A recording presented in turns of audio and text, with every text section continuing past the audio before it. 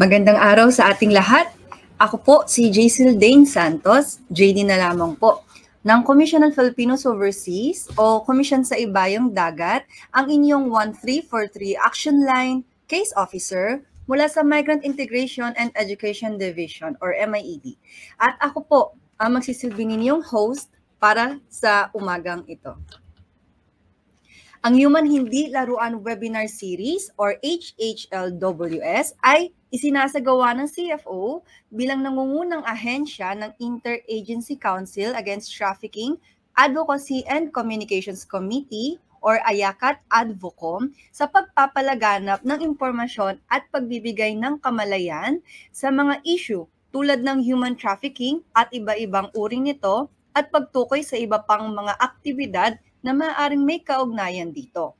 Bahagi din ng ating layunin ang pagpapalaganap ng advokasya na labanan ito at ang pagbibigay kaalaman kung ano-ano ang mga paraan upang malabanan ito at maiwasan.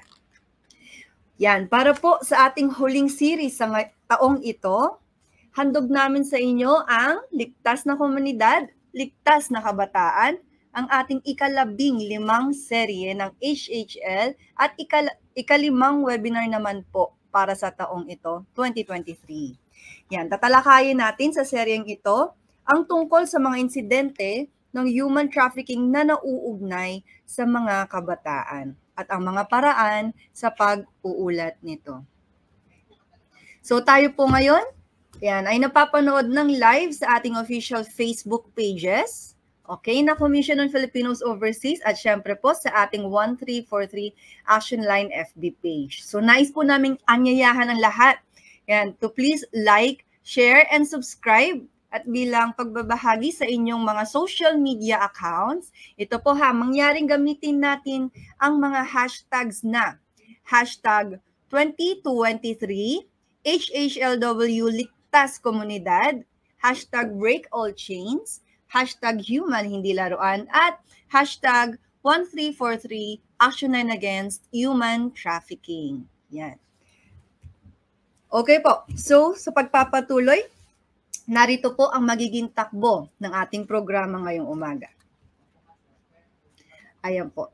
Yan. So, mauna po sa ating panalangin, pambansang awit, susundan po ng mga paalala, at tutungo na po sa kwentuhan kasama ang ating pangunahing tagapagsalita at kung saan maaari mag-report ng trafficking.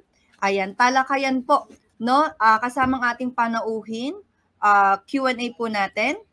At lastly po, yung ating pagtatapos ng seremonya. Okay? Ayan po. So, simulan na po natin ang ating programa sa isang panalangin na susundan ng ating pambansang awit.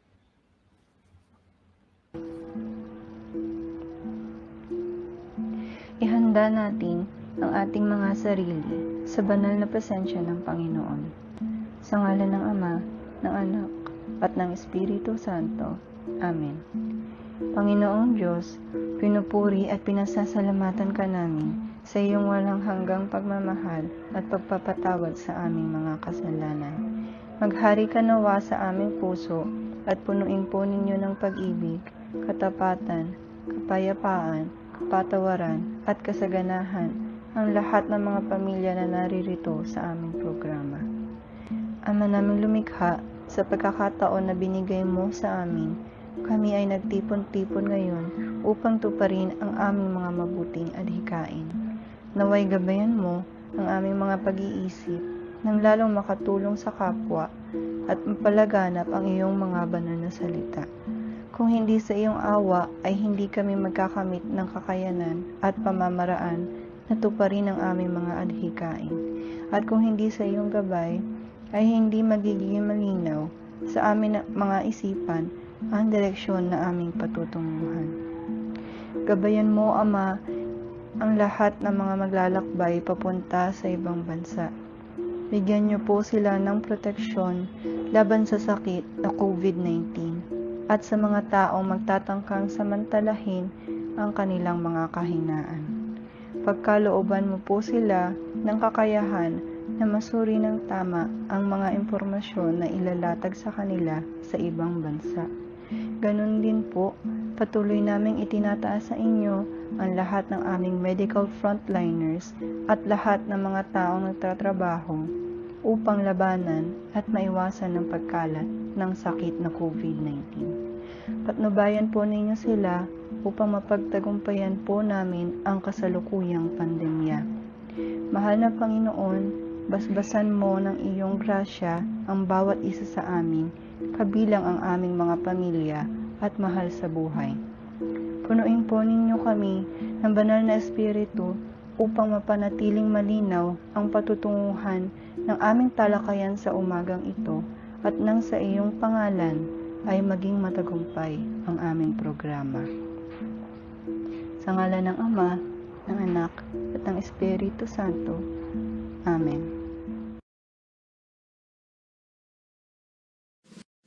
Mga kababayan, ang pambansang awit ng Pilipinas. Kayang mag-ibig, pero sa sinakalan, alam ng puso, sa titik mo'y buhay. Upang hinirang, kuya ka ng mag-ibig, sa manlulupin, di ka pasisigil, sa nagagang tutok sa simoy at sa langit ng bagaw, ay hinatang tulad, awit sa pagkayang minamahal. Ang isang ng matawad ko'y tagumpay na nag-iibig, ang bituin at araw niya kailan pa may di magtitinig. Luman ang araw ng walhagin pagsikta, buhay langit sa piling ko.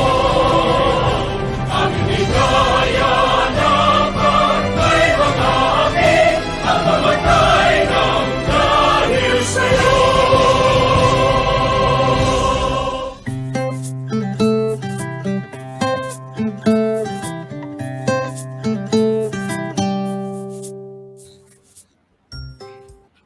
Ngayon naman, para sa ating mga taga-subaybay, mangyari lamang po na tingnan ang inyong mga screen para sa kaunting paalala.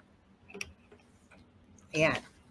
So, ang mga sumusunod po ay paalala para sa maayos na daloy ng ating programa.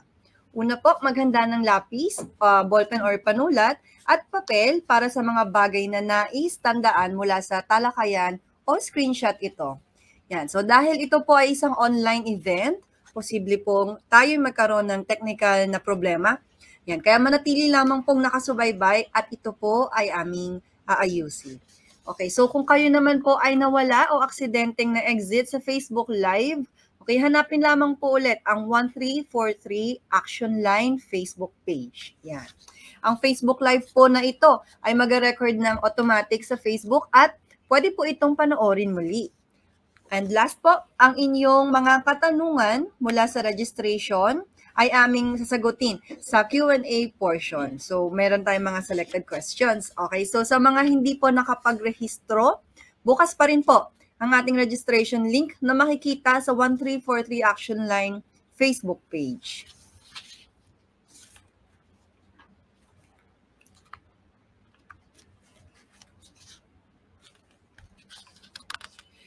Okay, so simulan na po natin ang talakayan upang mas malaman at mas maintindihan natin paano nagaganap ang mga insidente ng human trafficking sa ating mga kabataan at ang mga hakbang at programa ng ating gobyerno upang sugpuin at labanan ito. Alright, so para simulan ang ating talakayan, makakasama natin ngayong umaga si Mr. Edward Tionco, ang kasalukuyang Child Safe Tourism Policy Development Expert ng Philippines Against Child Trafficking or PACT. Ayan. So, ayan po. Magandang umaga po sa inyo, Sir Tionco. Magandang umaga po, ma'am. At kinagagalak ko na ako'y maging bahagi ng inyong programa dito sa Action Line 1343 at sa ating mga nanonood sa Facebook Live, magandang umaga po sa inyo lahat. Salamat. Thank you po, sir. Ayan, maraming salamat po sa pagpapaunlak ninyo sa aming programa. Ayan, so tayo po ngayon ay magtungo na sa talakayan. Okay po, so Sir Edward, please take it away for your presentation. Alright, sige po. Okay, ating pong pag-usapan sa ating mga participants, lalo na, no, may mga nag-register sa atin ng mga local government units, no, ng mga nanonood. Okay. Kung papaano nga ba at naitatag na nga ba yung mga mekanismo, no, laban sa human trafficking. Papaano ba itinataguyod ang isang mabuting pamamahala? So ito yung mga pamantayan natin na mahalagang nakikita natin. I understand ang mga LGUs ay dumadaan doon sa tinatawag na Seal of Local Good Governance, ano ho yung um, na doon natin tinitingnan, no, ina-assess sila kung mga pamantayan ba ay nasusunod at naipatutupad, no. So umpisahan ho natin, no, ang isang mabuting pamamahala. Ito yung mga indikasyon na nakikita natin, no, sa ating bang mga LGUs, no, sa ating bang mga kabilang dito ang ating barangay. Ang isang mabuting pamamahala, mahalaga na ang rule of law, no, ay isa sa mga prinsipyo na mahalagang ipinakikita upang maitaguyod ang isang responsable at mas mabilis na pag-unlad ng isang lugar. Gayun din ang pagbibigay ng buhay, no, sa konsepto na isang epektibo na pamahalaan na nagpapatupad ng mga pulisiya at programa. Isa 'yan sa pinakamahalaga, 'no, yung political will kung papaano na tayo nagpapatupad. Marami sa ating mga local policies, 'no, na pagkatapos nitong maipasa sa isang sanggunian, na aprubahan ng ating mga local chief executive, ay ano ba yung nagiging sumunod na hakbang ng pagpapatupad.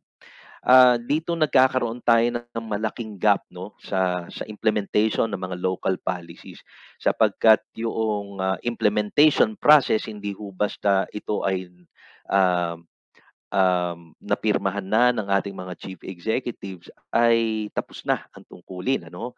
Meron ho tayong tinatawag na implementation process sa legislation, no. Pagkatapos ng enactment, may approval and then the implementation process. Now, mahalaga din po, no, sa usapin natin ngayon, no, ang pagpapatupad ng mga probisyon ng RA 9208, RA 10364 at ang RA 11862. Siyempre kailangan 'pag nagpatupad po tayo ay buong-buo po nating makamit, no, yung pagbibigay ng mga serbisyo para sa mga victim survivor, no, ng human trafficking, no. Kasi kung hindi pwede sa isang batas na pipiliin mo lang kung ano lang yung papatupad mo, mahalaga, no, mahalaga po sa atin na yung buong konteksto ng batas, kaya nga ho ginawa ito, no, pinag-aralan at dumaan sa maraming konsultasyon sa iba't ibang sektor. Dahil ang issue ng human trafficking ay hindi lamang nako-concentrate sa isang peligrosong lugar. Sa buong komunidad ay nakikita natin 'to na merong maaaring nagaganap, no, na na ganitong uri ng krimen.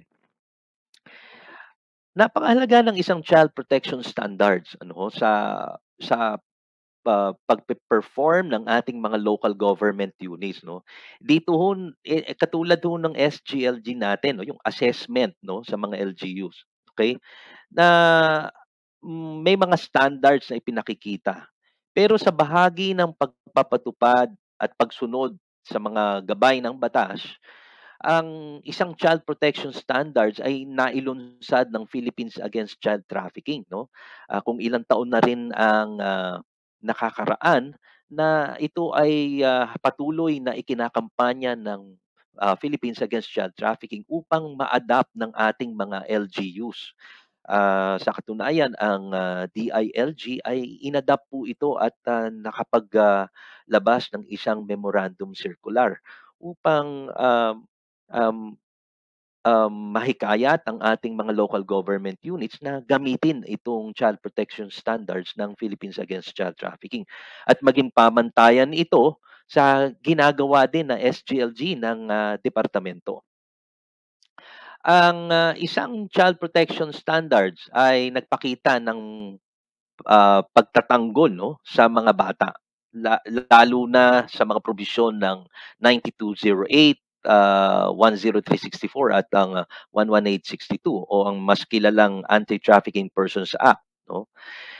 Bahagi ito sa mga sistema, no, sa kabuuan upang pangalagaan ang mga bata na tinatawag nating mga child protection system. Paano ba natin malalaman ang isang child protection system? Mahalaga na ito ay nakatuon, no? Lalo na doon sa prevention, no, ng anumang uri ng karahasan, pagsasamantala at pang-aabuso, lalo na partikular ang sexual na pang-aabuso at eksploitasyon sa mga bata. Ang isang child protection standards na mahalagang in place, no, sa implementation ng ating programs and services, no, delivery, no, ay may mga pamantayang gumagabay, no, para sa pangangalaga at kaligtasan ng mga bata, maging sa mga komunidad at yung paglaban sa child trafficking. Isa ito sa mga pamantayang maaring ipakita ng isang standards. Ang child protection standards ay isang gabay ng mga LGUs para paunlarin ang mga kakayahan ng bawat departamento para itatag ang mga polisiya, magpanukala, magpasa, mag-aproba ng mga polisiya at pagtatatag ng mga child protection structures, ano, upang sila ang siyang mekanismong magpapatupad ng mga programa at serbisyo sa prevention at sa issue ng child trafficking, lalo na sa mga probinsya, munisipyo, lungsod at kabilang ang barangay. Ano ho. Ang child protection standards din po ay isang tool na magagamit ng ating mga local government units, lalo na ang mga Local Council for the Protection of Children, yung ating mga LCAT-PAUSI. Ito po ay isang tool na magagamit upang makita natin, no, yung parameters. Nasaan ba tayo ngayon sa usapin ng child protection? Nasaan na ba tayo ngayon nakakarating, ano, sa mga programs and services natin? Gaano na ba ang mga kakulangan at ang mga implementation gaps of services and programs in child protection? So napakahalaga po ng isang child protection standards na mayroon tayo, no. Karagdagan pa ito doon sa ginagawang assessment sa atin ng DILG. So sa bahaging ito, may mga katangian dapat tayo, no, mga indicators ng katangian ng isang komunidad na nagbibigay ng proteksyon sa mga bata. Ano-ano ho ito, no? Tingnan ho natin. Kailangan nating tingnan yung mga sumusunod na mga katangian, no. So sa ating mga LGUs na nanonood at sa mga taga-subaybay natin, no, I understand may mga kababayan ako sa lungsod ng Santa Rosa na nakita ko na sa ating Facebook Live na nanonood dito sa atin, no. So tingnan ho natin, no, yung mga katangiang ito. Una, may mga programa ba ang ating pamunuan para sa pagpapaunlad ng kakayanan? Ano-ano po ito? So, yung bang ating community, no? Pag sinabi nating community, na andyan na ho yung kasama na yung bukod sa members of the community, mahalaga yung kasama natin dito yung barangay level. Kasama ang lokal na pamahalaan, no? Sabi nga, patuloy bang nagsasanay upang pangalagaan ng mga bata at tumugon sa issue ng trafficking? Sapagkat, alam niyo ho, hindi pwedeng isang attend lang kayo ng seminar o mga ganitong webinar. kung may mga pagkakataon at mayroong mga paanyaya, paunlakan niyo po ito sapagkat may mga makabago at na mga pamamaraan kung paano nang bibiktima, no? At ang human trafficking, kabahagi ang child trafficking ay isang krimen na ah, patuloy po itong ginagawa, no, ng mga tao na nagsasamantala at gumagamit upang alam na natin upang pagkakitaan sapagkat ito'y isang industriya na napakalaswang industriya, ano, na kung saan ginagamit ang mga bata at ang mga tao upang pagkakitaan. Tingnan ho natin, no, meron ho ba tayong mga lokal na batas para sa kaligtasan ng mga bata? So i-assess natin yung ating mga LGUs, no? Ano ba ang mga lokal na polisiya, no? Na na naipasya o um, na mayroon sa ating mga lokal na pamahalaan? May mga ordinansa ba o ordinansa na lumalaban sa child trafficking? Um, mga katulad na batas na nagbibigay ng ibang proteksyon lalo na sa healing and recovery ng mga victim survivors ng child trafficking and other forms of sexual abuse and exploitation to children. So, isa ho dito sa mga indikasyong ito o mga katangiang ito ang mayroon ba tayong mga naitatag na mga local committee against trafficking and violence against women and children o yung LCAT-VAUSI natin. Matagal na po ito. I remember noong time na ako po ay nanunungkulan pa bilang isang city councilor ng aming lungsod, ay ito ho ay mariin at napakalakas kong ikinakampanya, no, na maging aktibo, no, sa probinsya, sa lungsod at sa munisipyo. Lalong-lalo na yung ating Local Council for the Protection of Children at yung counterpart nito sa barangay, yung BCPC. At syempre, yung ating mga VAUSI desk units sa barangay. So ito ba'y naitatag? Ito ba ay gumagana ng wasto? Ito ba ay napaglalaanan ng sapat na pondo para ilungsad ang mga makatarungan at mga programa, no, at mga serbisyo sa mga biktima at mga survivors ng trafficking and VAUSI. Isa po ho sa mga katangiang tingnan ho natin at kung ating i-assess ang kinglakas at ang paghikayat ng mga bata upang lumahok, no? Saan ba sila dapat nagpa-participate, no? Siyempre, nabibigyan ba sila ng wastong kaalaman? Nabibigyan ba ng training upang maging gayak na ang kanilang kakayanan? Upang maging maunlad at magkaroon ng kaalaman sa mga pangangailangan at pagbibigay ng proteksyon sa kanilang mga sarili. Ano ho? So ito ho ay napakahalagang parte ng participation o yung child participation na tinitingnan natin. Gayun din yung pagwawasto, no, na yung mga nakasanayan or cultural behavior, mga nakasanayang ugali at mga kagawian, okay, na naisasagawa po ba sa ating mga komunidad ang information dissemination? May mga activities po ba tayo? Okay? Yung iwinawaksi natin yung maling kaisipan na ang mga bata ay hindi dapat makialam, sapagkat kayo'y mga bata pa, sumunod na lamang kayo sa mga ipinag-uutos ng mga matatanda, no? So, binabago ba natin yung hindi pantay at mga marahas na pagtrato sa mga bata? Ano ho? So, ilan po ito sa mga pagwawasto na mga ugali na nakakasanayan sa mahabang panahon na. Okay. So tingnan nun natin ito kung ito bang mga katangian na ito ay umiiral sa ating komunidad at sa mga pamilya.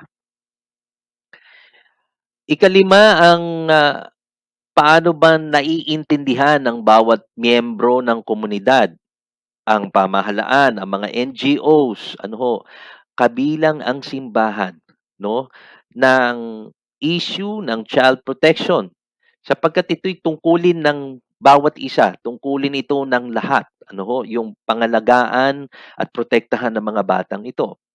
Okay. So, yung pagtatatag ng isang pamilya at komunidad upang maging mapagmahal at sandigan ng bata. So, paano ba yung values formation natin? Ito ba'y dapat itinuturo lamang sa mga bata?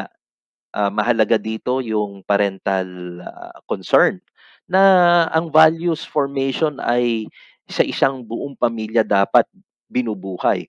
So sino ang mga magpapatupad nito? Sino ang merong ganap na partisipasyon upang mailunsad ang values formation, no? So maging partner sana natin, no, sa barangay, lalo na ang barangay yung BCPC, maging partner natin ng simbahan, maging partner natin ng mga non-government organizations upang makatulong po natin sa paglulunsad nito. Kasi sabi nga minsan, karamihan sa atin ang sinasabi kaya hindi sila lunsad ng mga programa at mga activities sapagkat sa kakulangan ng pondo. Diyan po natin na isinasantabi, no, yung aspeto na pondo yung kakulangan kung bakit hindi tayo makagawa ng mga programa at mga aktibidad. Sapagkat nariyan po ang partnership, yung tinatawag nating pakikipag-ugnayan at pakikipag-partner sa mga simbahan, sa mga NGOs, na itap nyo lang po sila, handa po yan maglingkod sa ating mga communities. No? So, tingnan nun natin, ika-anim na mga katangian ng isang komunidad. Nagsasagawa po ba ng mga programa upang maiwasan at puksain ang trafficking in persons? So ano ho ba itong mga bagay na ito? May mga serbisyo po ba sa rescue, um, healing, recovery and reintegration sa mga komunidad ng mga biktima ng trafficking? Ito ho ang napakahalaga, ano ho? Kasi ang isang biktima o ang isang batang biktima ng trafficking at ibang forma ng eksploitasyon ano sa mga bata. Ang mga bata na, for example, I remember nung sa isang multidisciplinary team training na ginawa po namin sa isang bayan sa Batangas, sa lalawigan ng Batangas. Ang isang social worker, no, at dito sa lalawigan ng Laguna, ang isang social worker, no, na nagbahagi sa amin na ang hustisya ay makakamit ng bata hindi sa kapanalunan lamang sa korte. Kahit nanalo ang isang kaso sa korte ngunit hindi na ibigay sa kanya yung healing and recovery, ay mananatiling biktima ang isang bata. So tandaan ho natin, no, yung healing and recovery ang napakahalaga upang makalaya na siya sa rahas o yung dahas ng eksperyensya at yung traumatization sa pagiging trafficking victim. So tingnan ho natin yung komunidad o yung community kung paano nagbibigay ng proteksyon, no? Tingnan nga ho natin kung sino ba ang sumusunod sa atin dito. I-assess natin ito, no? So meron tayong mga palatandaan na tinitingnan, no? Ilang mga palatandaan na aking ibabahagi. Una, isang palatandaan na mga pulisiya at gabay. Ano ho ito? Mayroon ho ba tayong children's code? Okay, sapagkat marami na ho sa atin na may children's code pero sa aking pagsasanay at sa aking trabahong ginagawa sa ating bansa, ano ho, marami ho akong mga na-review na mga children's code na karamihan sa kanila ay wala halos ang probisyon doon sa proteksyon ng mga bata. Usually, mga programs and services marami ho, no? On survival, no, on health, on education, no, ganyan ang mga programa. But basically, yung protection rights, no, at ay hindi masyadong malalim. Meron man pero hindi ganong kakomprehensibo. Okay, ang pagtingin at paglulunsad ng mga probisyong ito. Naisasagawa po ba at nailalathala sa ating annual State of the Children ang mga pulisiyang ito kung paano ipinatupad, sino at ano ang bilang ng mga sektor ng kabataan na siyang nakinabang at nabiyayaan ng mga programs and services ito. Papaano ba nailalathala at naipaparamdam sa mga constituents na sektor ng mga kabataan at mga bata ang plan of action, lalo na kung ito ba'y incorporated sa ating annual investment plan, sa ating God plan and budget? Incorporated po ba ang mga nasasabi at isinasaad ng inyong children's code? Okay, at ibang mga pulisiya. Meron po ba tayong naipasa at naaprobahang ordinansa o mga kautusan na nagpapatupad sa probisyon o lokalisasyon ng 9208, 1063 at 11862? Kabilang na rin po ang bagong batas, ang RA 11930 o ang anti-CSAM and OSAEC law. Okay?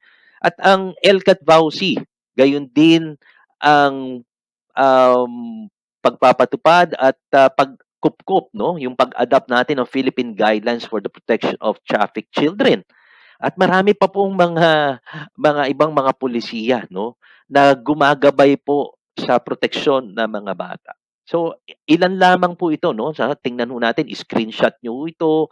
Kung may mga ballpen kayo, isulat ninyo yung nakikita nyo sa screen, no? Dahil ito yung mga isa sa mga pamantayan na pwedeng maging malaking puntos, no, sa inyong SGLG assessment. Okay. Ikalawang palatandaan, mga pamamaraan sa komunidad upang mapababa at masugpo ang mga kaso ng trafficking. Tingnan nun natin. Meron ba mga studies? Meron bang mga conference? Meron po bang mga consultation, no, tungkol sa karapatan ng mga bata? Meron bang popularization activities para sa mga batas na nakasaad, no, sa trafficking law, sa OSAIC and CSAM law, no?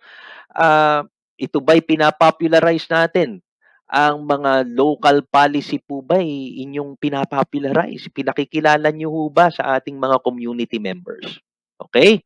So ano ang mga aktibidad na ito, no, na nagbibigay din ng magandang relasyon sa loob ng pamilya, no? So ito yung mga pamamaraan upang masugpo ang kaso ng trafficking. Isa pa pong mga palatandaan, no? Okay? Yung hakbang sa komunidad upang mapababa ang tuluyan masugpo ang trafficking. So ito ho yung mga kagaya ng programa sa pagpapaunlad ng kabuhayan. So economic empowerment of women and men, ano, lalo na for example kung ang alam naman natin ang ating bansa ay isang tourist destination country, no?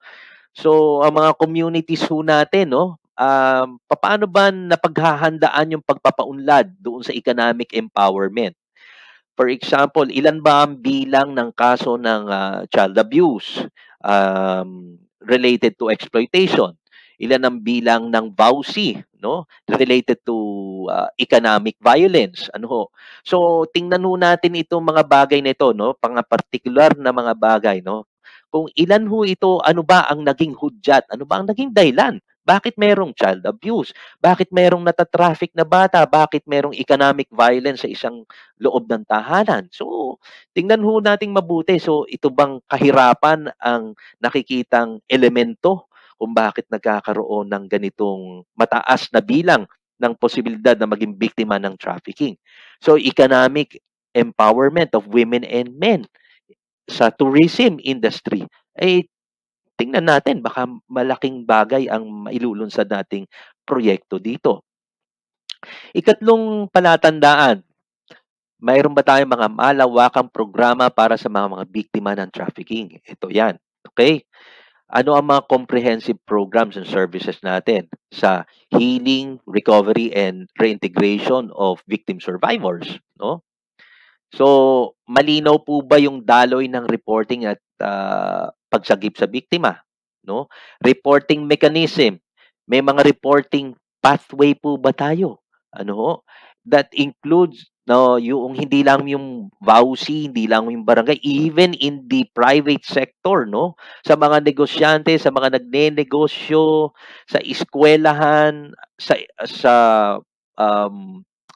ating mga ospital, sa ating mga um, uh, tourism-related establishments, transportation, lahat po ng sektor na ito, no, malinaw po ba yung daloy ng reporting, no, and referral, no, sa mga biktima?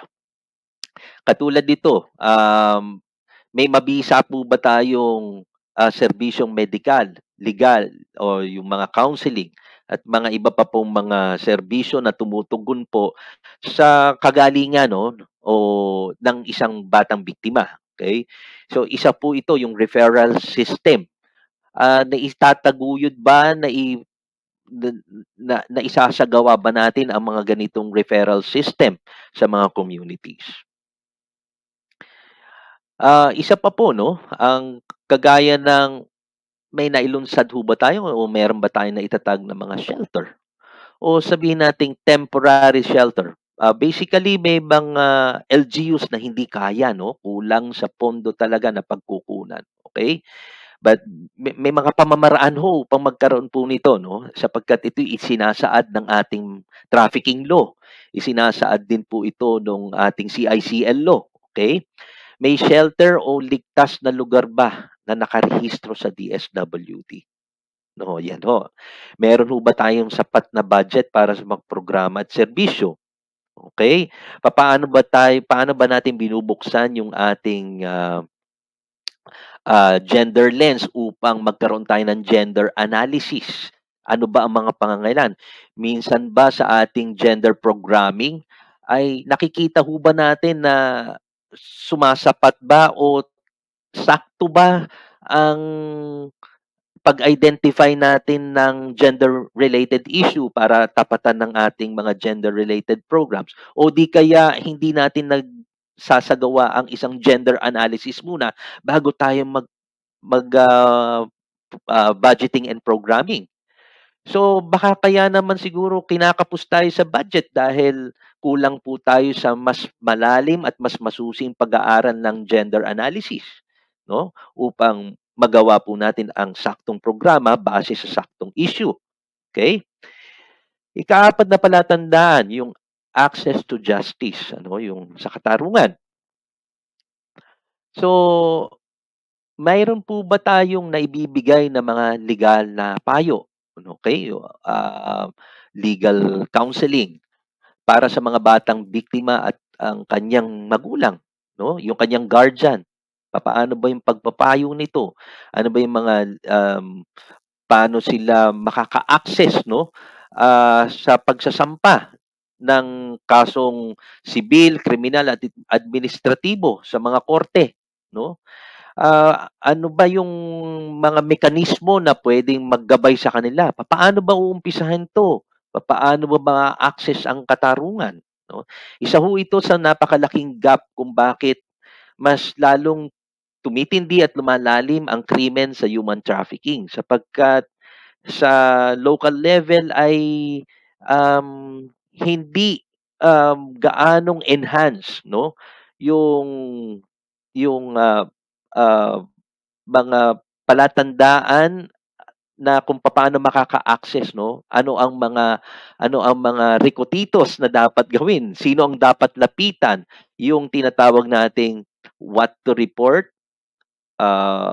where to report, and whom to report, 'di ba? 'Yun ho yung mga elemento na mahalaga, ano, para mabigyan natin ng tamang katarungan at hustisya ang pamilya at ang batang naging biktima.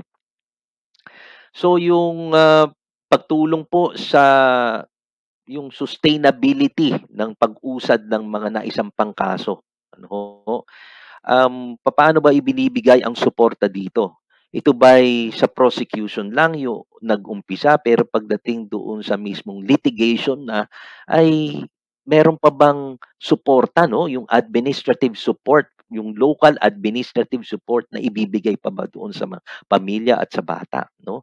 So ito'y napakahalaga lalo na doon sa mga nagtrabaho, no? Sa mga kapulisan na nagtrabaho sa kasong ito tapos nasasawalang bahala, no, ng iba, no, yung suporta dito sa mga batang biktima. So another na mga palatandaan ng access to justice, ang pagbibigay ng proteksyon sa mga batang biktima at sa kanyang mga pamilya, no? Sa pamamagitan ng meron bang mga witness protection program, no? Ang Department of Justice ay mayroon po nito. Meron ho ba tayong localized na version ho nito, no? Na pwede naman nating i-adapt yung provisions ng witness protection program ng Department of Tourism, no? Na ito'y isang gender responsive program, no? Para sa mga biktima o mga naging saksi sa krimeng ng trafficking, sapagkat masalimuot po ito, no, itong isyung ito, no, at lalo na kung ito ay operated ng mga sindikato. So nabibigyan po ba ng kabayaran ng mga biktima sa isang katulad ng Victims Compensation Program? Paano ho ba natin ipinopromote o yung ipinapakilala na you can access compensation, no, doon sa mga biktima? Okay? Meron ho ba tayong localized version po nito, no, na pwedeng i-counterpart natin sa ibinibigay ng national government? Okay? So, ikalimang palatandaan ang partisipasyon ng mga bata. Okay? Ang mga pag-aaral at iba pang mga aktibidad na makatutulong sa paglahok ng mga bata. Okay? Ito ho yung mga palatandaan na ito. Naoorganisa po ba ang mga bata at kabataan upang makapag-express sila ng kanilang saloobin, upang sila ay pwedeng mabigyan ng karapatan makialam at magkaroon ng representasyon sa mga issue? Ano ho ang ibig sabihin po nito, no? Ang mga bata ho ba'y organized sa inyong community? Sila ho ba'y nakakabilang sa mga consultative mechanism kagaya ng local special bodies, kagaya ng LCPC, kagaya ng LCAT-VAUSI? Sila ho ba'y nasa loob ng mga mekanismong ito? Sila ho ba'y nasa mga loob ng mga development councils, no, ng ating pamahalaan lokal? At active ba ang kanilang participation? Hinihikayat niyo po ba sila na maglunsad at maghayag ng kanilang mga nais na uh, uh, ipakilalang mga programa na sa tingin nila at nakikita nilang angkop at eksakto sa kanilang pangangailangan? So, ang ika-anim po na palatandaan ang pagpapahusay ng kakayanan ng mga tagahatid serbisyo, yung mga service providers po natin. Okay, tingnan po natin. May tuloy-tuloy po ba na pagsasanay para sa mga service providers? Okay? Ang gender sensitivity training po ba'y sinusustain po natin? Sa ating GPB? Ang mga pagsasanay po ba ng mga service providers ay patuloy sa mga makabagong pamamaraan ay naibibigay? Sapat po ba ang mga pondong ipinagkakaloob po natin? Sapagkat sila ho ang humaharap eh. Sila ho ang humaharap sa mga issue at problemang naidulog na sa kanila upang maging epektibo ang delivery ng services and programs. Yung suporta po ng kanilang kaligtasan at seguridad. Paano ba yung administrative support? Basically, kung titingnan natin doon sa comprehensive case management protocols, ng ating mga service providers. Saan ho ba nakapaloob dito, no? Yung administrative support, no, ng isang local government unit. Ito ho yung napakahalaga, no, para maging effective ang delivery ng service and programs o services and programs delivery para sa healing, sa rescue, healing, recovery and reintegration program. Okay. At ganun din yung paano sila napoprotektahan, no, upang yung may mga pagkakataong makapagpalitan ng karanasan sa mga pagtugon sa mga kaso ng trafficking, no? Yung from one LGU to another LGU, ano ba yung mga naranasan ninyo? Nakakapag-benchmark po ba tayo? Ano ba ang mga prosesong ginagawa nyo? Bakit kayo dito sa lugar ninyo? Ang ganda ng service and programs ninyo. Ang mga service providers, ang mga social workers ay meron silang proteksyon upang hindi sila makasuhan ng sibil o administratibo. May mga ganitong mga programa, no, upang bigyan ang pagpapahusay ng kakayanan sa ating mga service providers. Siyempre, mahalagang tiyakin natin na ang mga elementong ito sa ating mga komunidad ay existing. Imagine kung yung mga palatandaan at indikasyon ng isang mabuting pamamahala at yung mga palatandaan kung ano ang meron sa inyo at kung anong wala. Kung ito'y may sasagawa natin sa ating mga LGUs, napakahalaga ho, no, na makita ho natin to at magbibigay ng napakataas na scoring po nito sa ating mga SGLG. Okay. So, kailangan pagtulungan ho natin sa community, sa ating local government units, na matiyak na ang mga bata ay magiging ligtas mula sa child trafficking o saik at iba pang anyo ng pang-aabuso at karahasan. So, again, ang mga palatandaan ay nabuo sa pagtutulungan po ng Philippines Against Child Trafficking at kasama po natin, no, karangalang makasama natin ang dating DSWD Undersecretary Lourdes Balanon at sa tulong ng mga ilang mga government agencies at mga NGOs. Kaya nabuo po ang isang child protection standards na inilunsad po ng Philippines Against Child Trafficking. So yung mga LGUs natin dito ay pwede naman hong makakuha, no, ng kopya nito. At ang PAC po ay nagbibigay din po ng isang template ordinance, no, kung paano ma-adapt ng ating mga sanggunian ang child protection standards na inilunsad po ng PAC. So again, maraming salamat po sa inyo lahat. Ayan, maraming salamat po, Sir Edward. No, so na-note nga natin, it takes a community to raise a child. Yun nga nasa slide ni Sir, no. Indeed, Yes, yan nga rin po ang ating theme, no, for our program this morning. So, thank you po so much, lalo na po sa inyong mga payo kontra sa human trafficking sa mga kabataan. Sigurado po, makatutulong po lahat ng yun. Ayan, sa ating mga manonood, no, isa pong bagong kaalaman sa atin.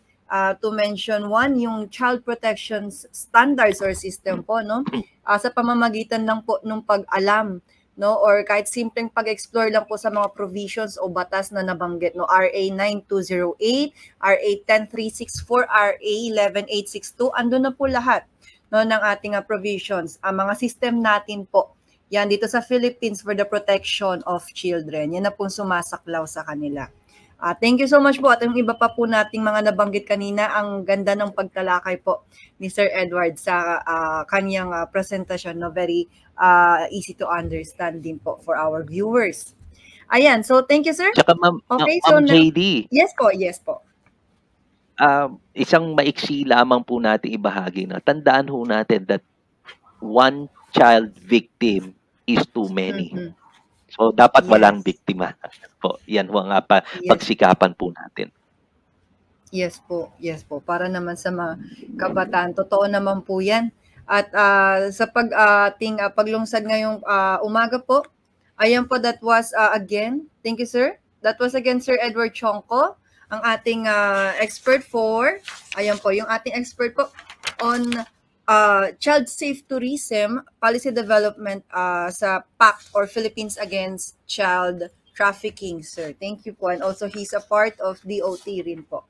No, okay. So, sa ating pagpapatuloy, okay, sa paglungsad po natin ngayong umaga, no, ng programang ito, ayan, bilang paggunita din po, no, ating nilulungsad ang programa natin ngayon bilang paggunita ngayong buwan ng Disyembre, ang Month of Overseas Filipinos, yan, or MOF. Okay. At advance, Happy International Migrants Day na din po. Next week yan. December 18, araw ng Lunes. So, this month, no, bukod po sa pag-celebrate ng Pasko, it's also our Month of Overseas Filipinos here in the Philippines and also International Migrants Day po.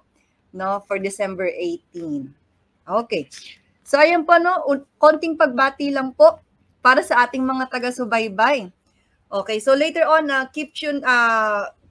stay tuned po, no, at magbabalik pa rin po ang ating panauhin sa Q&A part natin. Sa ngayon, babati muna po tayo.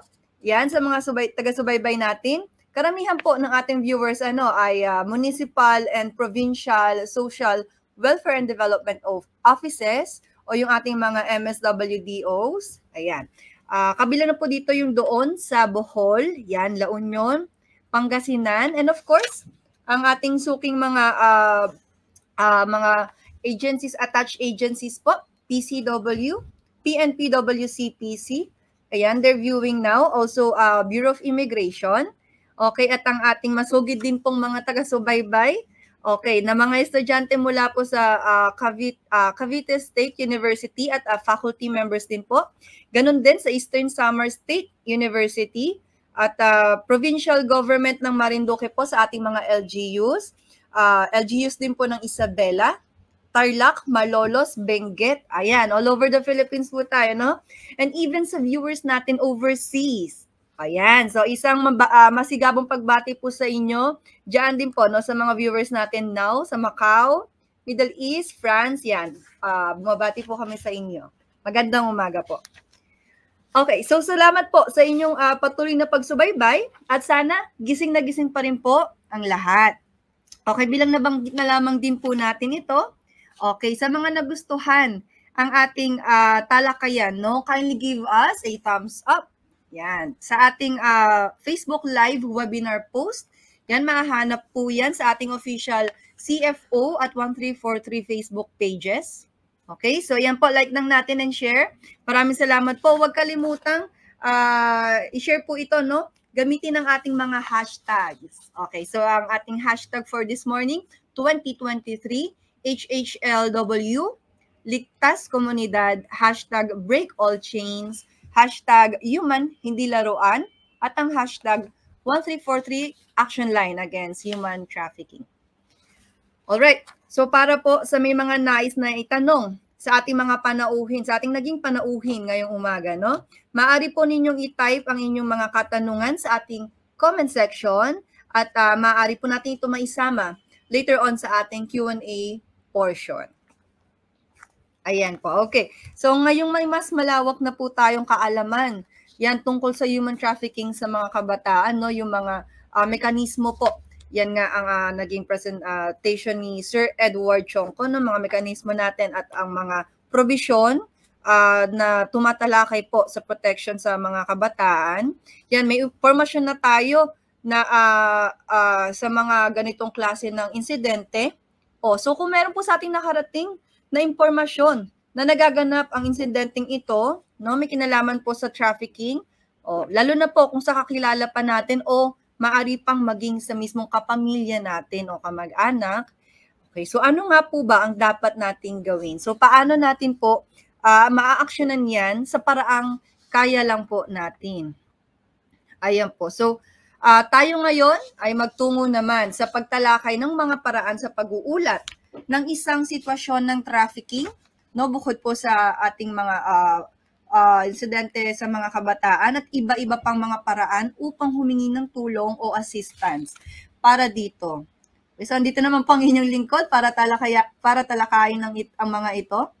Okay, so sa inyong mga screen ngayon, ayan po, nakikita natin ang ating action line 1343. Okay, so ito po, no, for you po to access our action line, maaari po, marami po tayong plataforma. Maaari pong, of course, unang-una sa pinaka-hotline natin, just call 1343. And for outside Metro Manila, dagdagan lamang po ng 02 and then 1343. We have our official Facebook page. Right now, dito po tayo nag-stream ng ating video. Please like and share too. Our 1343 Action Line Against Human Trafficking Facebook page. Okay, maaari din po mag-report via email po, 1343actionline@cfo.gov.ph. Ayan po, makikita natin sa ating screen. At maaari din po kaming bisitahin sa 1343actionline.ph, ang ating official website. Okay? Sa pamamagitan din po ito, no? Pangunguna po ng ating Department of Justice at kasama po ang ating mga kasamahan sa International Council Against Trafficking na nagpapatnubay dito.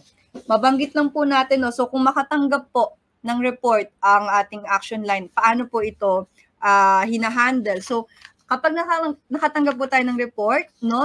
Yan po ay unang i-receive ng ating DOS 1 ng ang ating service provider po na Dynamic Outsource Solutions. Okay? Ayan po sa DOS 1. Maraming salamat din po sa inyo. Okay, kasama po natin sila. Sila po ang unang makaka-receive at silang ang mag-deliver po sa atin ng report. Okay, such as myself, case officers po, no?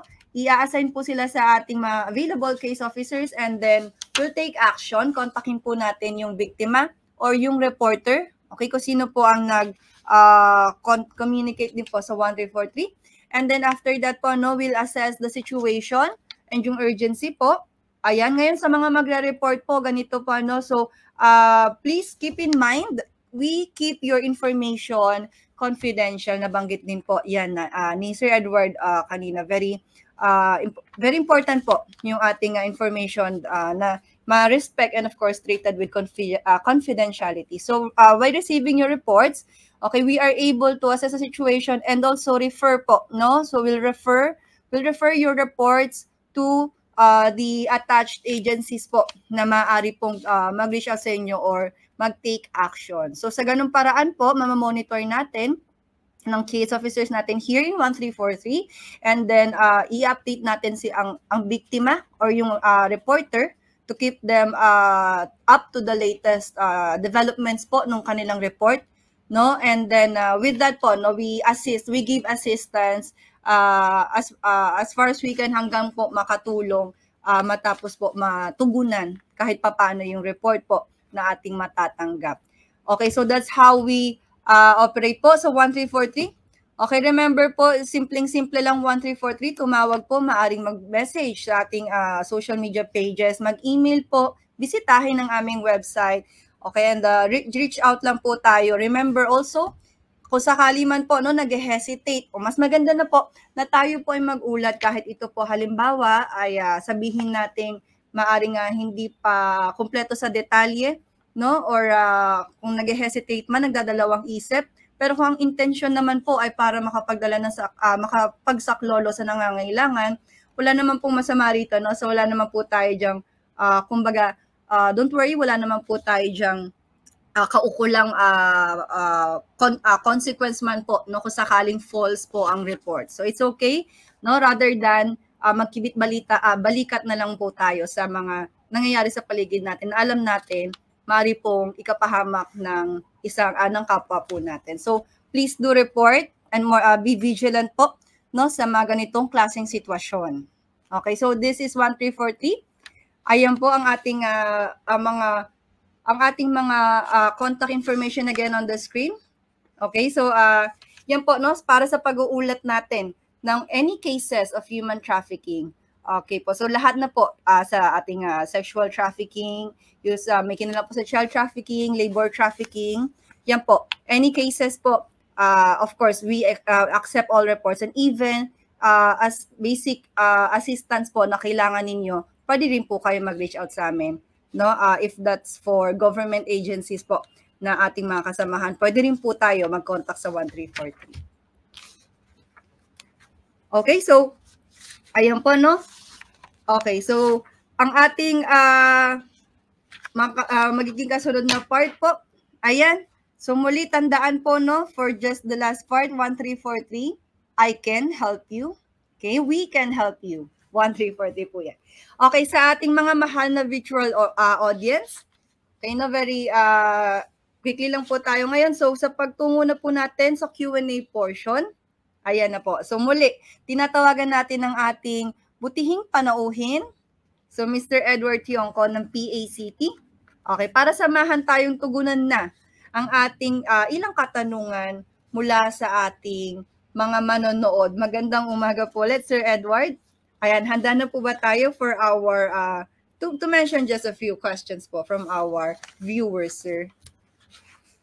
Yes, ma'am. Dito tayo. At, I'm so excited masagot yung kanilang mga katanungan. Ayan, thank you po. Alright po, no, simulan na po natin.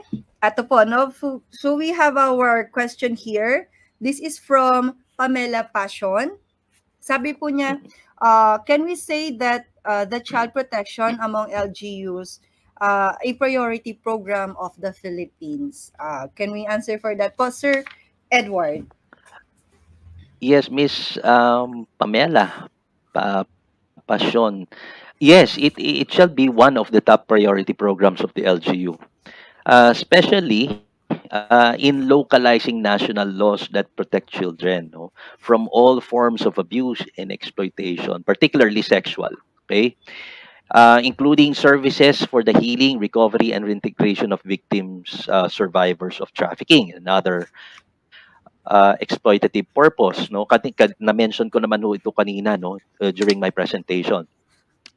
Now, as we can see, ma'am, the Philippines is in the global map as top sexual exploitation of children in travel and tourism and OSAEC destination country, which is interrelated to trafficking of persons, no?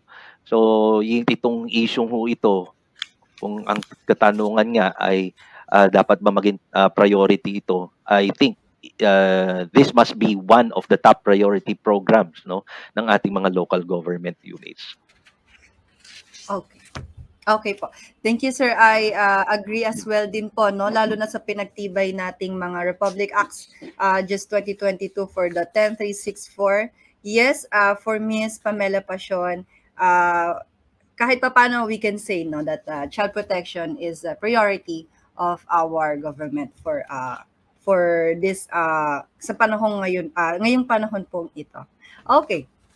All right po. So for our next question, okay, ito naman po, no, ang kanyang katanungan, what are the manifestation that the communities are protected from child trafficking? A question from Miss Noraima Dalam. Okay po, sir.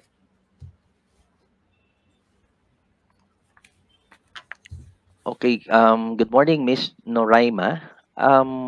There are, I'll give you several answers, no, dito doon sa question mo, what are the manifestation that the communities are protected from child trafficking? Number one, communities are empowered in the reporting structure. Mahalaga ho ito, no? This is very crucial in the at the community level. Marami sa atin ang mga nakakaligtas na o nakakalusot na dapat mai-report sa kinauukulan because of one issue, the culture of silence. Okay? Ayaw makialam sapagkat natatakot baka madamay. Number two, marami sa kanila, marami pa rin ang hindi alam saan magre-report, ano ang re-report, kanino i-report. Okay? Yan yung dalawang issue na bumabalot kung bakit may mga nakakalusot pa rin. Okay? So, empowered community members, no, sa reporting structure. Number two, ibabahagi ko, the community members take the role as an early warning mechanism in preventing TIP or trafficking in persons. No? Alam nyo, sabi ko nga, in my sa mga trainings ko na ginagawa in most part of the country, hindi sa ngayon pwede na natin, ito ano lang ho ito, no, ginagawa ko siyang biro pero mukhang pwedeng maging seryoso. Ang mga marites po, pwede na natin bigyan ng mas mahusay na role na pakikinabangan, hindi makakasira sa community. Ang mga marites can serve as na tinatawag nating walking CCTV, no, sa community. Kasi sila yung pwedeng or yung community members itself, no, maging marites, no, para maging ang role nila is to prevent trafficking in persons. Makapag-report, no, in place ang reporting mechanism, in place ang referral mechanism, no, sa community. So hindi maliligaw ang mga tao. And third, and last, the local council for the protection of children and the barangay council for the protection of children are functional, and they provide awareness raising activities. No, I think as well, in providing programs and services to organize children and youth participation. So, tatlong bahagi po ito, no, apat na bahagi ng mga isang komunidad na dapat nakikita natin at dapat nating um, maisagawa, no, na ang LGU ang pwede mag-spearhead po nito para maging matibay, no, yung kasakti natin sa komunidad at maging ano sila, maging deterrent sila, no, para doon sa mga pumapasok sa inyong community para maghasik at gumawa lamang ng isang krimen, no, isang heinous crime against children. Okay po. Okay, ayan po, no, ang detalyado din po ng and very short but very concise po yung naging answer, naging tugon po ni Sir Edward. Thank you so much po for the manifestations that communities are indeed protected from child trafficking. No, especially like yung Marites po, no. Totoo po 'yun, ano, yung kanilang kumbaga energy or yung kanilang masigabong pagiging yung awareness nila sa environment, sa paligid nila kung ano po nangyayari. Maaari pong ituon sa mas produktibo o mas positibo pong pag-action sa kanilang kanya-kanyang community. Yan. Thank you po, sir. So, this question, I think, pwede po ito for ating reporting. So, maybe we can answer. I can answer this one. Ayan po. So, next question from Jonathan Pascual. Ito po, ano po ang mabisang solusyon upang protektahan ang mga bata sa komunidad? Ayan po, no? So, unahin ko na po dito at maaaring medyo umuulit po, no? Pero ganun pa man, sana'y tumatatak sa ating viewers, no? Unahin ko na po, ang pag-uulat, pinakamabisa po yan. And again, kahit po yan pa lang ay hinala, no? Or kahit pa paano yung hinala, pero though, meron naman tayo yung basis po sa paghinala natin yan, no? Pag-report agad-agad, no? Awareness, no? Ayan po, itong awareness na tinutukoy natin, gaya ng nabanggit ni Sir, unang-una sa community level natin. Okay, community members po natin o yung mga kasamahan natin sa komunidad, ating mga kapitbahay, lahat po tayo sama-sama on the lookout, no? Yung awareness, yung kamalayan po natin na maaaring may posibilidad mangyari po yan within the community. Knowing that po, no, magiging mas vigilant, magiging mas alert po tayo sa paligid. Ayan, mabisang solusyon po ang tinatanong ni Sir Jonathan. So, diyan po, no, maging specific na rin po ako, yun nga po sa pag-uulat, no, upang makontra po ang maari pang lumalang sitwasyon ng insidente ng human trafficking na alam nating na meron tayong knowledge po, no? So ayan po, unang-una po, saan ba magre-report nga ba? Unang-una po yung sa mga authorities natin, local authorities, wag po nating kakalimutan, pinaka level po natin ng community. Okay, yung ating mga kasamaan sa barangay, mga ating barangay officials po. Diyan pinakauna, saan pa po? Syempre, pinakamalapit na stasyon po ng police. Okay, sa mga authorities po natin. So sa kanila po, doon pa lamang malaking tulong na po ang magagawa. Mabisang solusyon po para maprotektahan ang mga bata na maaari pong ma-involve sa trafficking o maaari pong naaabuso pala. Okay, so that's for Jonathan Pascual. Sana po nasagot natin ang kanyang katanungan. Anything you'd like to add po with that, Sir Edward? Or is that okay naman po? Yes po, ma'am. Ito naman yung take ko po, no, sa bahagi ng isang NGO worker, ano ho. Una po, buuin po natin ang mga child protection mechanism, no ho, yung kagaya ng LCAT VAUSI, no ho, na may mandato po ito ng batas at ng mga sinusugan ng mga ilang sirkular, no, na inilathala. Pagganahin po natin po ito ng wasto, no, itong mga child protection mechanism. Ipatupad po ang mga termino ng mga batas na nagpoprotekta sa mga bata. Ang mga child protection mechanism, LCPC, BCPC, LCAT, VAUSI, ano ho, ay sila ho yung tagapagpatupad ng terms of the law. no? Kung ano ba yung mga batas na mayroon po sa atin that protects children, women and children. Sumunod po doon, kung gumagana ang isang child protection mechanism, mahalaga ho sa planning and budgeting, no, yung kanilang annual and work financial plan for children.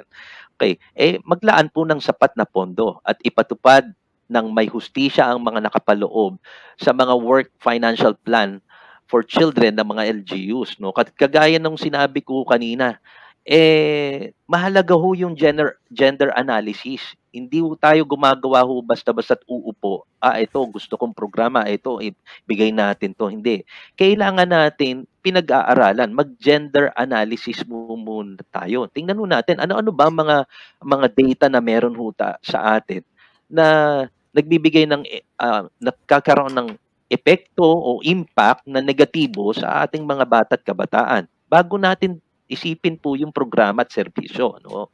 So by that means ay mailalaan na ho natin yung sapat na pondo.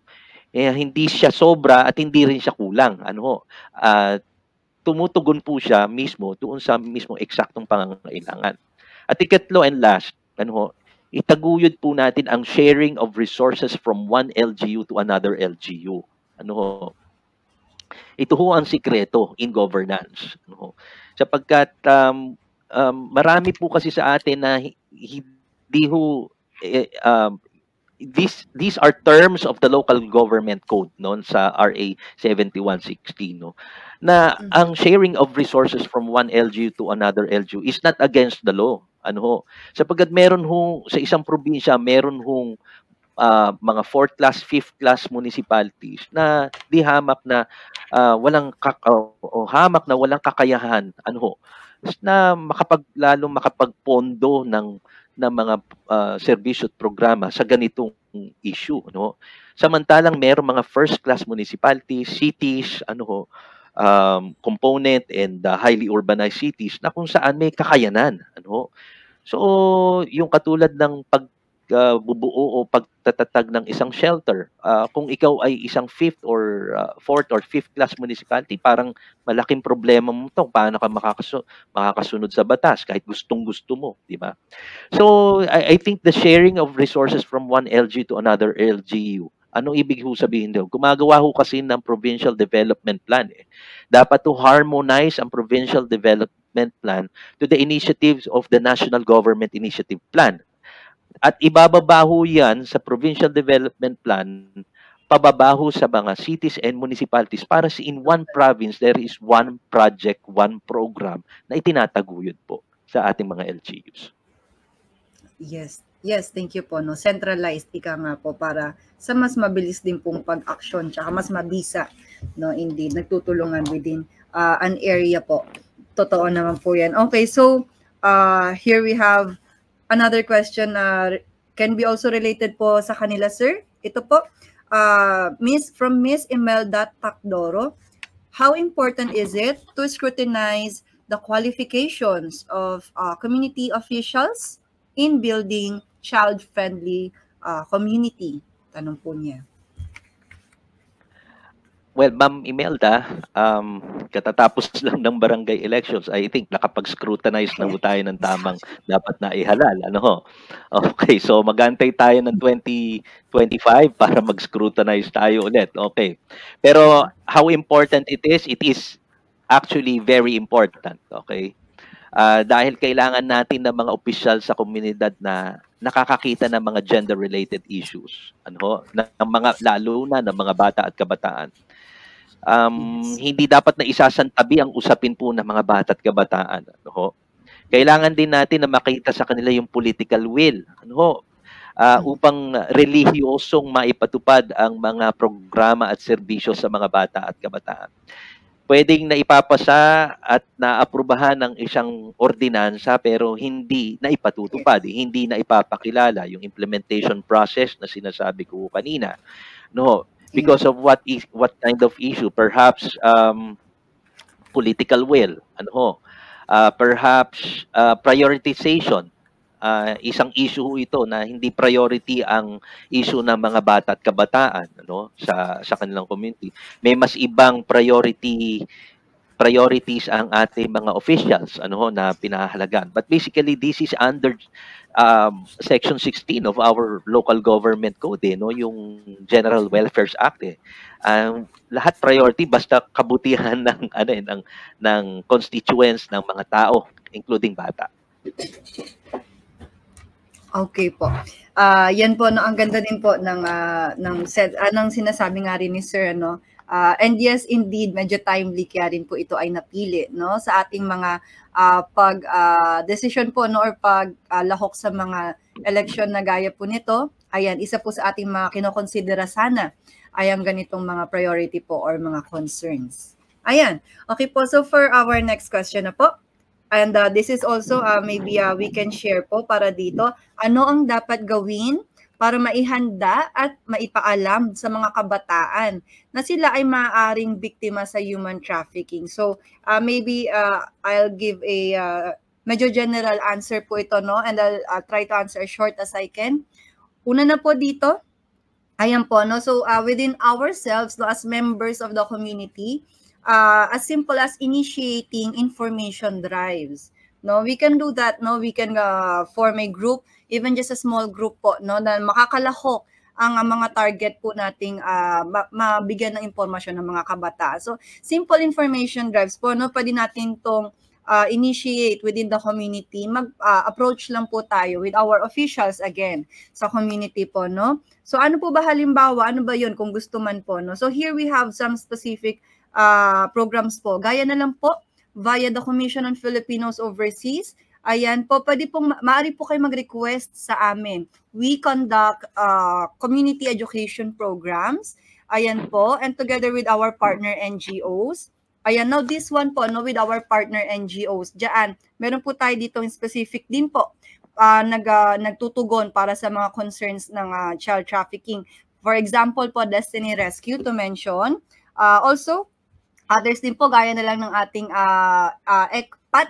Ayan, no? So we can reach out to them. You can reach out to them via us, via CFO po. No? As again, I mentioned, during our CEPs, they are also part of us po, part of the team. No? Kami po ay bumibisita, and mostly our audiences are schools and churches. So definitely, this will be tackled, no, on child trafficking po.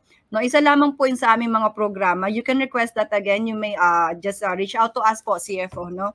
Ito pong CEP actively, yan, at regularly namin po yung kinoconduct throughout the year. So if you'd like to request po, pwede natin yung request. And if you'd like din po to reach out para sa mga nabanggit nga, just hindi lamang po para sa mga government agencies, pero ganoon na rin nga po sa mga NGOs, gaya po nung nabanggit kanina, no? Destiny Rescue, ECPAT. Ayan po. So they can be they also conduct programs din po, no, nagbabayan-bayan din po sila to para pong palagaan ng impormasyon, at sila rin po para sila ay makapag-introduce to the public, no, para malaman din ng public na marami tayong channels or platforms na maaari pong lapitan or puntahan, okay, to address this concern, lalo na po para sa ng mga nagsuserve po ito para sa mga kabataan. So with that po, no, ayan, maaari po natin yang gawin. Initiate po tayo ng information drives, or even as simple as sharing po. Alam naman natin ngayon sa social media, marami na po tayong engaged in social media.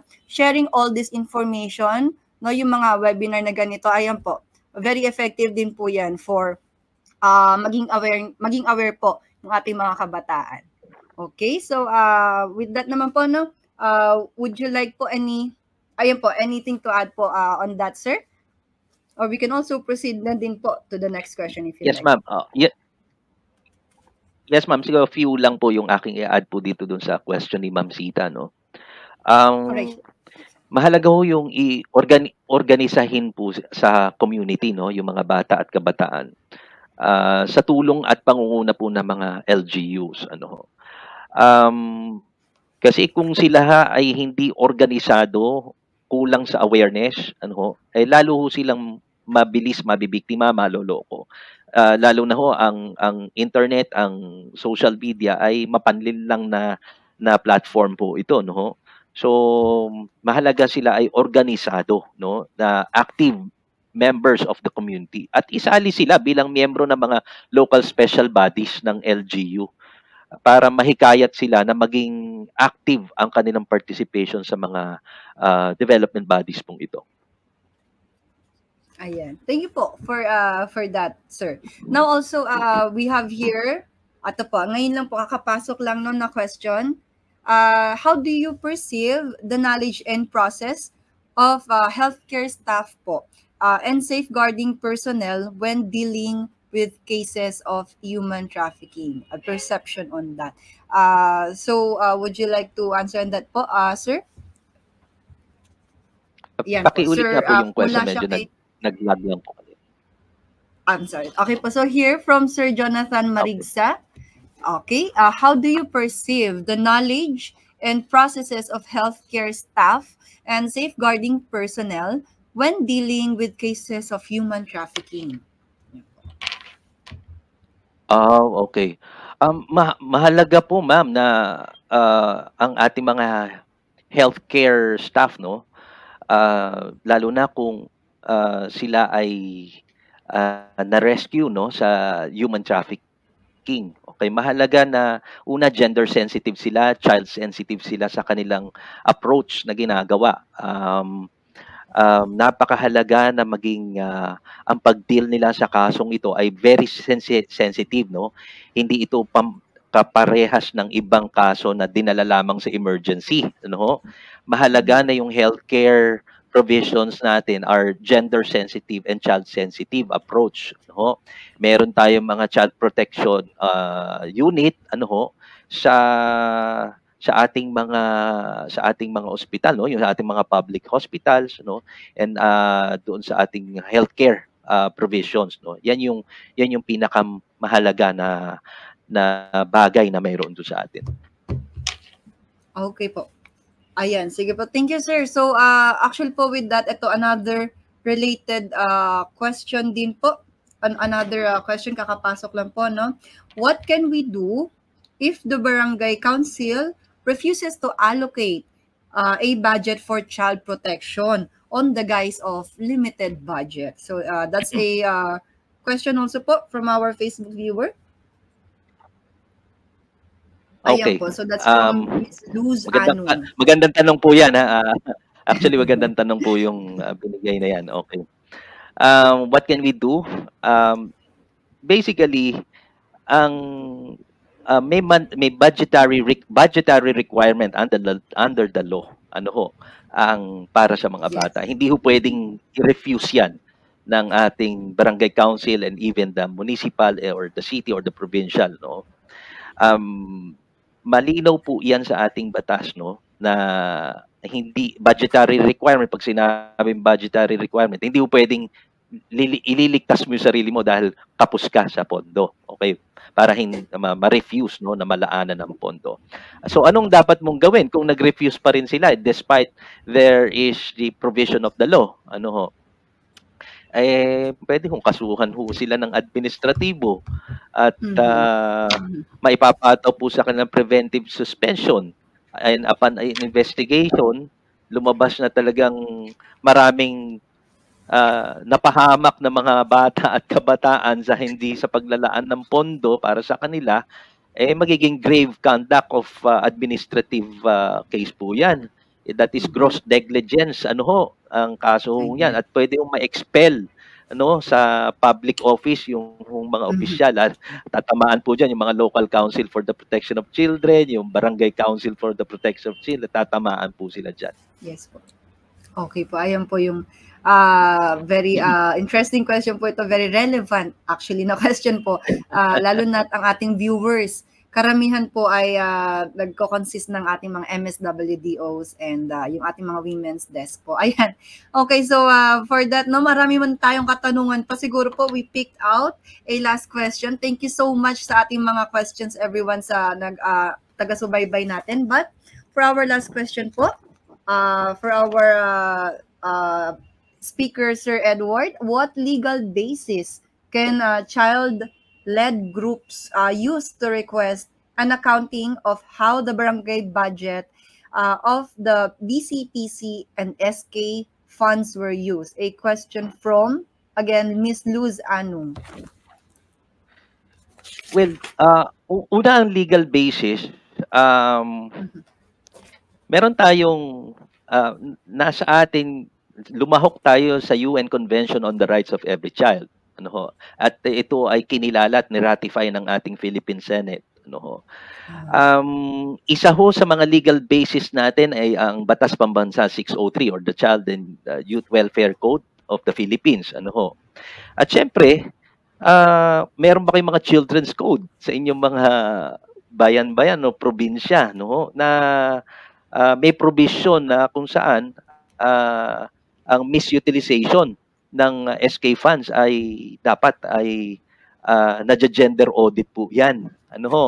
So ang ating Commission on Audit ay meron ding mga rules and regulations sa utilization ng ating yung 1% no na budgetary requirement doon sa hindi na IRA ang tawag ngayon, no? Hindi na Internal Revenue Allotment. May bagong tawag na ngayon no? Basta IRA siya nung araw, pero may rules and regulations dito sa utilization, no? So mako-compromise din po sila dito kapag lumabag po sila sa pag-misutilize ng mga pondong ito, no? Hindi ho ganun kasimple po ito. Okay po. Ayan, sa usaping legal basis, no, we go way back po pa sa ating engagement with the UN. Okay. So again po, no, we thank you everyone sa we can see other questions coming pa po, no, but sadly due to our limited time, as much as we want, for now, we'll have maybe a closing message from our resource speaker for today. Okay, Sir Edward, maybe just a message po from you, your note po, no, on human trafficking, for child trafficking din po. Sige po, sir, you may go ahead. Maraming salamat po sa ating mga nanonood sa Facebook Live at yung mga nagre-register po sa atin, no. Tandaan po natin na ang ating mga katungkulan, no, in public office ay sinasabi na public service is public trust, ano. So ang lahat ay pinagkatiwala sa atin ng mandato ng bayan at ng mamamayan. What we deliver are all coming from the taxpayers' money. Ang napakahalaga po dito sa ating paglulunsad ng mga programa at serbisyo ay mabuting inaalam natin at masusi natin pinag-aaralan ang mga issue, mga problema na bumabalot po sa issue ng human trafficking, child trafficking o SAEC, SISAM. Ano ho? Yan ho mga issue po yan. Tandaan po din natin na sa labang pong ito ang parating talo ay ang mga biktima. Mahalaga na ang mga biktima ay hindi lang natin madala para sa hustisya kung hindi maibigay po natin ang nararapat na healing and recovery ng mga biktimang ito upang sa ganon ang traumatization na dinanas nila sa pagiging biktima ay marausan nila, no, malampasan nila at makausad ang kanilang buhay at makapagsimula ng panibago. So with that, tandaan po natin, one child victim is too many. So kung hindi po tayo kolektibong magkikilos at magtatrabaho, hindi ho natin ito ipagkakatiwala lamang lahat sa gobyerno, kailangan kasama ang komunidad sa pagpapalakas ng prevention at ang pagpuksa sa human trafficking. Yan lamang po, magandang umaga po sa inyo. Ayan, so that was Sir Edward Tionco, and also po, no, as our promoted video rin po kanina, kung napanood natin ng mga viewers na earlier po before we started, ayan po ang ating video po from the ECPAT. Kasamahan rin po natin ang ating ECPAT, ang kanilang eProtect Kids platform, ang kanilang chat-based platform po on reporting at ang reporting mechanism. Okay, would you like to mention po din ito kay Sir Edward Tionco? Yes, ma'am. Maraming salamat for the opportunity, no, na mai-promote po natin yung eProtect Kids ng ECPAT Philippines, no. Ito po ay in partnership with InHope, ano ho, at saka ng DICT CICC, no.